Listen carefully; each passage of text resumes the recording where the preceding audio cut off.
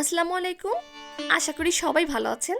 আজকে আমি দেখাবো চালতা দিয়ে ডাল রান্না। যারা সাবস্ক্রাইব করেননি তারা দ্রুত সাবস্ক্রাইব করে ফেলুন আর আমার সাথে পুরো রান্নাটি দেখতে থাকুন। আজকে রান্নার উপকরণ হিসেবে আমাদের লাগবে 1 কাপ পরিমাণ মসুর ডাল। এখানে মসুর ডাল ধুয়ে পানি ঝরিয়ে নিয়েছি। একটি চালতার অর্ধেকটা আমি ছোট ছোট করে টুকরো করে কেটে ধুয়ে নিয়েছি। মাঝারি সাইজে 3টি পেঁয়াজ কুচি করে নিয়েছি। 2টি রসুন কুচি, সামান্য ধনিয়া পাতা, 6-7টি কাঁচামরিচ কেটে নিয়েছি। 1 চা চামচ নিয়েছি সরিষা, লাগবে পরিমাণ মতো লবণ, 1/2 চা চামচ হলুদ গুঁড়া, 1/4 কাপের থেকে কম নিয়েছি সয়াবিন তেল। প্রথমে প্যানে মসুর ডাল দিয়ে দিব।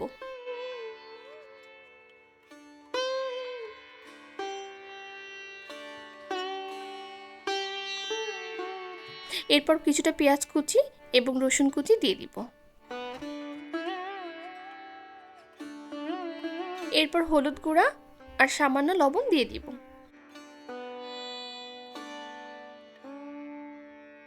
এবার 2.5 কাপ মতন পানি দিয়ে দিব।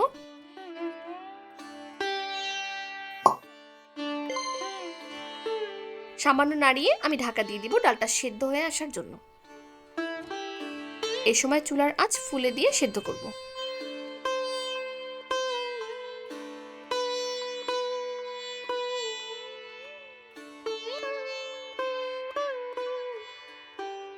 উঠলে ঢাকা খুলে সামান্য নাড়িয়ে চাড়িয়ে আবারও ঢাকা দিয়ে দিব।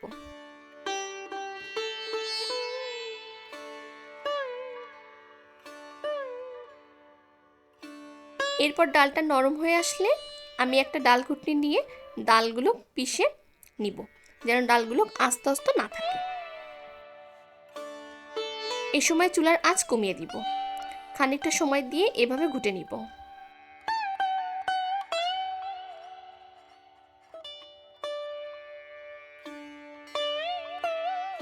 এরপর ফালি করে রাখা কাঁচা ঝাল এবং চালতাগুলো ডালের ভিতর দিয়ে দিব।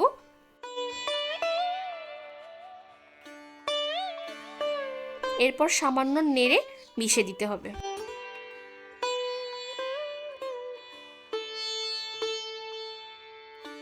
এখন আমি 5 কাপ পরিমাণ পানি দিয়ে দিব এবং চুলার আঁচ বাড়িয়ে ডালে বলক আসা পর্যন্ত অপেক্ষা করব।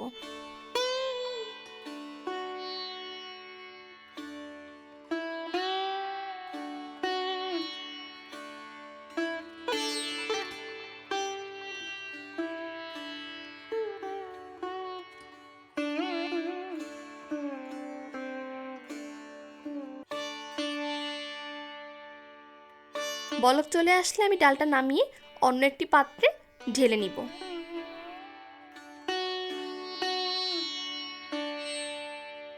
এখন আমি চুলার আঁচ লো করে নিয়ে বাগার দেওয়ার জন্য প্যানে তেল দিয়ে দিব পেঁয়াজ রসুন কুচি,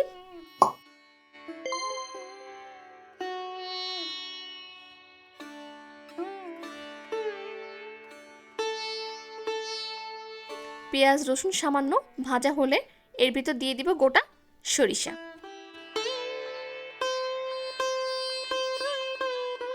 সরিষা দেওয়ার পর ডাল ঘুটনি দিয়ে সরিষাগুলো পিষে নিব।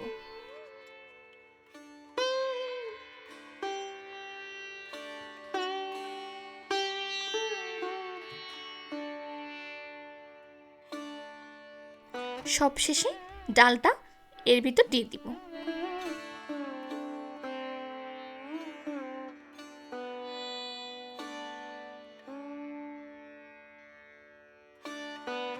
এখন চুলার আঁচ বাড়িয়ে ডালের পানি কমে আসা পর্যন্ত অপেক্ষা করব।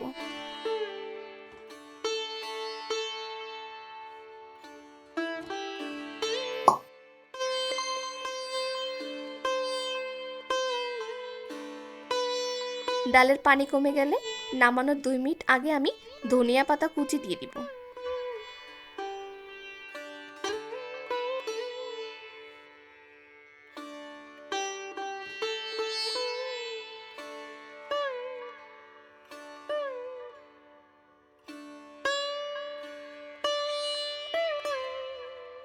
এই যে এখন ডালটা সম্পূর্ণ হয়ে গেছে।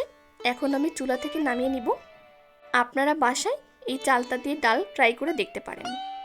আশা করি সবার ভালো লেগেছে আজকের রান্নাটি। রান্নাটি ভালো লেগে থাকলে লাইক কমেন্ট করতে ভুলবেন না। দেখা হবে অন্য কোনো দিন অন্য কোনো রেসিপি নিয়ে। সেই পর্যন্ত সবাই ভালো থাকবেন, সুস্থ থাকবেন। আল্লাহ হাফেজ।